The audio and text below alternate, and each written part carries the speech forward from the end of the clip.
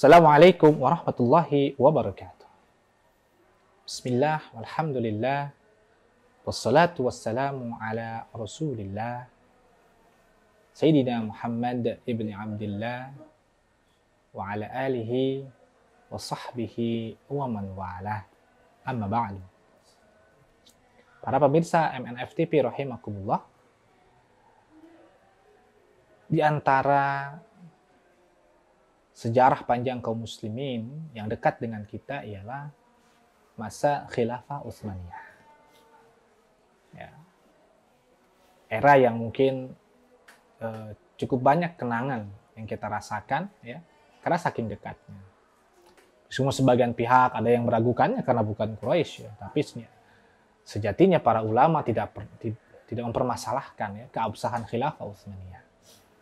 Ya, betapa banyak, ya, para ulama yang menegaskan bahwa Utsmaniyah memang layak disebut sebagai khilafah. Nah, walau bagaimanapun, ya, peran jasanya luar biasa, dan masalah syarat Quraisy itu syarat yang menurut sebagian ulama juga itu levelnya syarat keutamaan saja. Ya, ala kulli hal para ulama mengakui khilafah Utsmaniyah. Tentu ulama tabar, ya, ulama-ulama yang memang diakui keilmuannya. Hanya sebagian orang-orang yang generasi-generasi berikutnya yang kemudian terpengaruh oleh sudut pandang yang lain yang kemudian berusaha mempertanyakan, ya, legalisasi atau legitimasi dari khilafah Utsmaniyah. Para pemirsa MNF TV rahimakumullah, khilafah Utsmaniyah itu memang bukan orang Quraisy, bahkan bukan orang Arab, ya, satu saudara sebenarnya dengan Tatar Mongol, namun kemudian hijrah, ya, ke Asia Kecil, ya, kemudian masuk Islam di tangan Turki Saljuk, ya. Selanjutnya mereka menjadi para mujahidin garis depan menuju front Eropa Timur.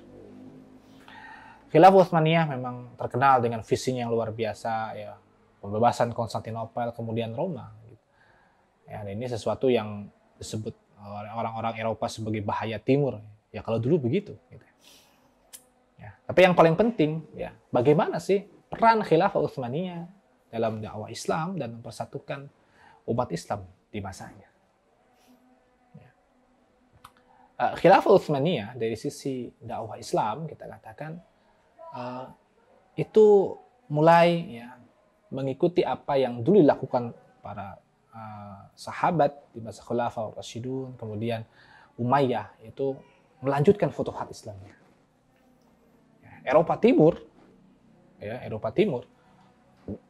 untuk mendapatkan cahaya Islam melalui aktivitas dakwah, ya, dakwah dan jihadnya Khilafah Utsmaniyah ataupun pendahulu-pendahulu mereka sebelum mereka menjadi khilafah. Karena kita tahu Utsman itu dibagi dua periode para sultan, ya, yang mereka masih di bawah Khilafah Abbasiyah, kemudian di periode Khilafah Utsman itu sendiri, ya.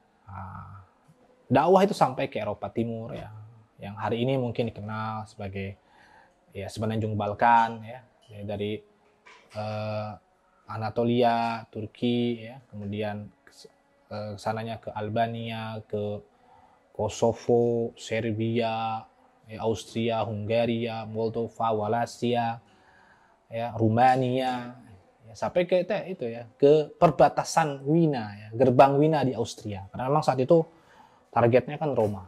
Ya. Atau dari Austria ke Jerman, Italia, Roma, gitu. Tapi memang berhenti di situ. Ya. Bahkan, ya, jangkauannya sebetulnya sampai ke Ukraina sebetulnya, Ukraina dan sebagian Rusia sebetulnya. Ya. Artinya ada upaya untuk merajut kembali, menambah futuhat Islamiyah. Gitu. Makanya hari ini tidak aneh, ya, banyak penduduk Eropa Timur yang secara ininya penduduk asli tapi dia Muslim. Itu tidak aneh. Itu adalah hasil dari dakwah di masa Khilafah Utsmaniyah. Dari sisi menyatukan kaum muslimin, ya, ternyata bukan hanya wilayah Anatolia atau Asia Kecil saja yang kemudian dipersatukan kemudian dengan wilayah baru, tapi juga kita bisa melihat bagaimana di masa Khalifah Salim, kemudian Khalifah Sulaiman Al-Qununi dan Khalifah Salim kedua, gitu. upaya merajut kesatuan kaum muslimin yang sebelumnya terpecah belah itu terjadi. Itu seperti dikatakan Syekh Yusuf Nabhani rahimahullah taala, ya khilafah Utsman itu bagaikan pemersatu ya kaum muslimin sebagaimana dulu kaum muslimin sebetulnya seperti muluk Tawaif Andalusia dulu. Hampir-hampir itu dilibas orang-orang kafir. Kita tahu bahwa di masa Habasyah akhir itu Portugis itu kan kita tahu ya, jangkauannya sampai ke Selat Malaka. Ya. Itu karena apa ya? Karena saat itu khilafah dan Mamluk, ya, khilafah Abbasiyah dan Mamluk sudah tidak sanggup ya menjaga teritorial kaum muslimin. Ya. Khilafah Utsmaniyah yang mencoba menggantikan itu, menyatukan kaum muslimin dan menjaga kaum muslimin dari orang-orang kafir itu. Akhirnya ya kita tahu akhirnya Syam, Irak, Hijaz, Mesir itu bergabung khilafah Utsmaniyah. Tunisia, Aljazair bergabung dengan khilafah Utsmaniyah. Libya bergabung dengan khilafah Utsmaniyah. Gitu. Artinya persatuan kembali terjadi. Ya, bahkan kita bisa melihat negeri-negeri yang jauh pun berusaha tetap menjalin hubungan dengan khilafah Utsmaniyah. Gitu. Ya, di awal maupun di akhir. Ya. Bahkan hingga ke Aceh kita tahu ya di masa-masa disebutkan bahkan dari masa Khalifah Salim kedua, ya Salim bin Sulaiman Al-Qununi itu ada bagaimana upaya dari penduduk Nusantara Aceh untuk kemudian diakui sebagai bagian rakyat khilafah Utsmaniyah. Bahkan dikatakan menurut dalam catatan yang disampaikan oleh Sultan Mansur Shah gitu, ya sejak lama itu bukan hanya penduduk Aceh, penduduk Sumatera secara umum itu bagian dari rakyat daulah khilafah Utsmaniyah. Gitu. Ini persatuan itu begitu. Orang-orang Ukraina, orang-orang semenanjung Crimea ya, hal ini menjadi Ukraina dan sebagian Rusia. Orang-orang Kaukasia itu berusaha menjalin hubungan dengan Utsmaniyah. Daerah-daerah pesisir India itu juga berusaha menjalin hubungan dengan khilafah Utsmaniyah. Nah, ini menunjukkan bagaimana Utsmaniyah mampu kembali mempersatukan dunia Islam. Bahkan hari ini identik umat Islam dengan simbol bulan bintang gitu. Padahal sebenarnya itu bukan simbol Islam ya. Tidak ada dalilnya gitu. Tapi itu menunjukkan bagian pengaruh khilafah Utsmaniyah itu diakui dunia secara umum ya, sehingga dipakai dalam simbol-simbol itu di berbagai wilayah gitu. Terlepas kemudian ada perdebatan apakah mereka menjadi bagian dari khilafah Utsmaniyah secara resmi, ya itu terdapat perdebatan itu. Tapi artinya kaum muslimin ya mengakui ya kepemimpinan khilafah Utsmaniyah, kembali mempersatukan khilafah Utsmaniyah. Bahkan dari negeri jauh seperti Nusantara betapa banyak surat-surat yang ingin diakui sebagai bagian dari khilafah Utsmaniyah gitu. Kalau nggak surat bahkan utusan seperti dari Banten gitu kan, dari Mataram, dari Makassar gitu. Nah, itu meminta gitu. Nah, itu jauh sekali sebetulnya ya. Jauh sekali gitu. Inilah peran di antara peran khilafah Utsmaniyah, terlepas sekali lagi tentu dengan berbagai kekurangan, kelebihan, ini juga manusia gitu. Tapi ini tidak boleh kita nafikan bagaimana khilafah Utsmaniyah memang berhasil kembali mempersatukan kaum muslim yang tercerai-berai setelah berbagai dinamika di masa khilafah Abbasiyah akhir. Gitu. Ya, dan bahkan sebetulnya betul-betul ditakuti oleh Eropa gitu. Bagaimana mereka betul ketar-ketir ya ketika pengepungan Wina yang pertama itu luar biasa gitu. Ya. Nah, apa artinya gitu? Artinya memang pada saat itulah ya kemuliaan kaum muslimin kembali ya dengan persatuan yang luar biasa di masa khilafah Utsmaniyah dan dakwah yang terus disebarkan kembali gitu. Bahkan kalau kita perhatikan di masa-masa akhir misalnya masa Khalifah Abdul Hamid kedua Ats-Tsani rahimahullahu taala, bagaimana seorang khalifah ya mampu mencetak banyak karya padahal kondisi khilafah Utsmaniyah saat itu sangat-sangat lemah. Dijuluki sebagai the sick man Europe ya. Orang Eropa yang sakit ya, memang kurang dari segala sisi. Tapi kita perhatikan di masa Khalifah Abdul Hamid kedua, beliau betul-betul menunjukkan gitu ya, menunjukkan bagaimana beliau seorang khalifah dan kaum muslim mulia saat itu. Ya, beliau bisa mencegah penghinaan Rasulullah di Inggris dan Prancis. Beliau bisa menolak rencana Yahudi penjajah menguasai Palestina. Beliau bahkan punya perwakilan di jajahan Inggris dan Belanda. Jajahan Inggris beliau buka konsulat Singapura, di jajahan Belanda beliau perwakilan konsulat Batavia. Ya.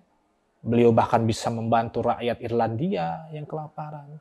membantu rakyat Amerika yang kena musibah sekitar 2 kali, mengirim kapal dakwah ke Jepang di masa Kaisar Meiji Mutsuhito dengan kapalnya Ertugrul itu, meskipun memang ya sebagian besarnya syahid, tapi kita bisa lihat ada masjid di komunitas Kobe itu ya khasnya Utsmaniyah gitu, Turki ya, Turki gitu.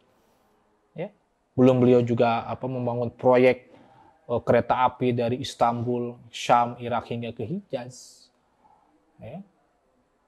Membangun fakultas kedokteran, rumah sakit, ya luar biasa gitu. Itu dilakukan oleh seorang khalifah di masa Utsmaniyah yang sangat dalam kondisi sangat lemah sebetulnya. Nah, itu capaian yang luar biasa sebetulnya. Bagian mempersatukan kaum muslimin, yang memperkuat dakwah gitu. Ya, ini kita bayangkan ya, itu di masa-masa kritisnya gitu. Apalagi di masa-masa sebelumnya, masa Khalifah Sulaiman Al-Qununi, kita tahu betul. Ya, bagaimana beliau itu bahkan dimintai tolong sama Raja Prancis. Bayangin saja gitu. Prancis minta tolong pada kaum muslim. Ya. Ya, luar biasa gitu. Ya, Prancis minta tolong pada kaum muslimin. Ya. Amerika bahkan sampai kalau masuk wilayah Afrika Utara, Aljazair kalau tidak salah, terus bayar ini ya, bayar semacam cukai lah begitu. Ya. Kalau mau masuk itu bayar dulu. Gitu. Ya, itu mulia sekali gitu. Ya, mulia sekali. Inggris bahkan merasa tersaingi gitu kan oleh Khilafah Utsmaniyah gitu. Ya, bahkan ketika Khalifah Abdul Hamid memberikan pengarahan untuk menghormati Aceh, Inggris Prancis nggak bisa apa-apa, ya, kecuali Belanda yang memang ya itu memang udah nggak tahu malu kalau Belanda gitu. Inggris Prancis itu ketika Aceh kemudian diberikan keistimewaan oleh Khilafah Utsmaniyah itu memang tidak berani mengganggu gitu. Ya.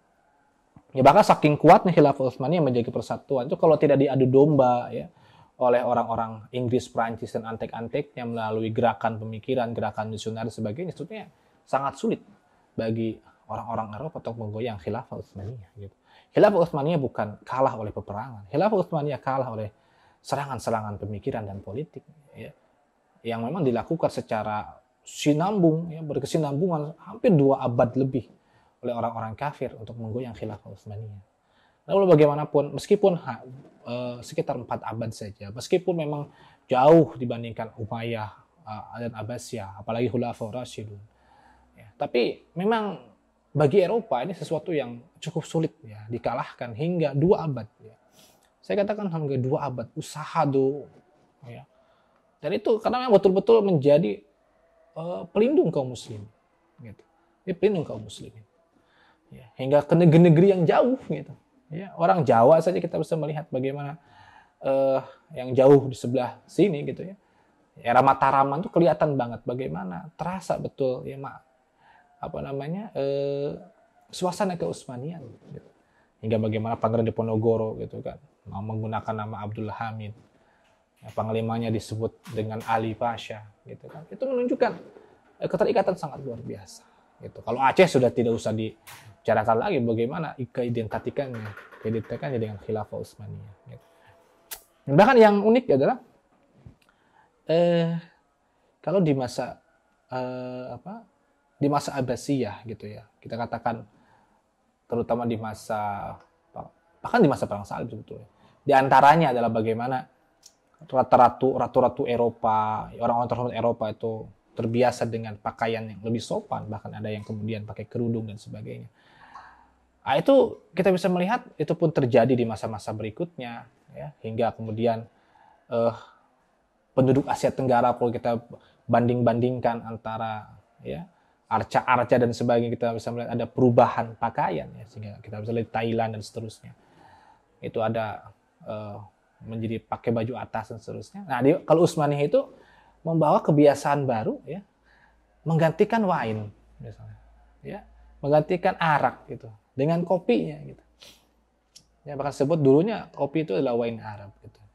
Jadi kopi itu punya sebuah efek yang mirip dengan wine ya, khamr, seger begitu ya. Tapi tadi jelas itu tidak memabukkan.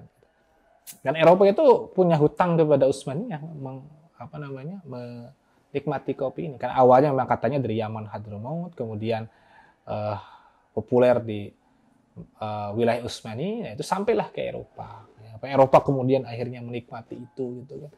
Ya, daripada misalnya minum wine, karena umat Islam memang selalu mengajarkan yang terbaik gitu.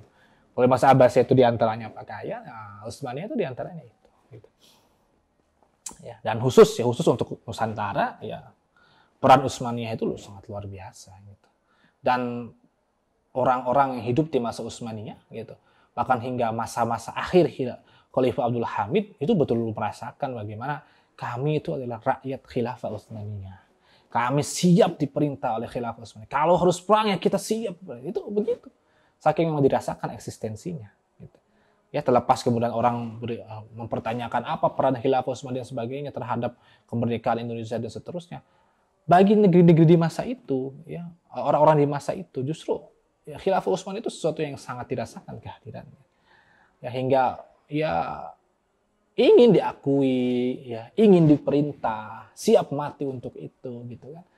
Itu sangat bisa dicek dalam apa namanya surat-surat yang dikirimkan, ya cerita-cerita utusan dan seterusnya itu kelihatan sekali, ya terlihat sekali, gitu. Sesuatu yang apa namanya, yang mungkin orang hari ini ingin menolaknya mentah-mentah, tapi kenyataannya terjadi, gitu. Ya, bahkan kita katakan bahwa Khilafah Utsmaniyah inilah ya yang berhasil sebetulnya menjaga kaum muslimin di Nusantara dari kejaman Portugis gitu. Di saat kaum muslimin Khilafah Utsmaniyah kuat, itu bisa mampu menghalau Portugis ya di wilayahnya, memutus Portugis di Yaman dan Samudra Hindia, sehingga kaum muslimin yang kerjasama di masa-masa itu di Nusantara ya berhasil mengusir Portugis. Ya. Baru ya bagaimana kenapa kok di masa Belanda misalnya Khilafah Utsmaniyah tidak terlihat? Dan sebetulnya bukan tidak terlihat. Kondisi di Khilafah Utsmaniyah sendiri memang sudah mulai menurun gitu. Sehingga jangankan melindungi langsung wilayah yang jauh, di dalam negeri saja sudah berjibaku dengan berbagai hal. Tapi walaupun demikian, kita bisa melihat ya kesetiaan ulama dan penguasa Nusantara itu tidak pernah hilang kepada Khilafah Utsmaniyah gitu. Ya. Ini sesuatu yang harusnya menjadi teladan buat kita ya, bahwa ya kita bisa melihat ya kesetiaan ini ya, kesetiaan dan perlindungan ini ya luar biasa gitu. Kita bandingkan saja lah dengan Andalusia ya di masa Abbasiyah dengan kita Nusantara dengan masa Utsmaniyah gitu.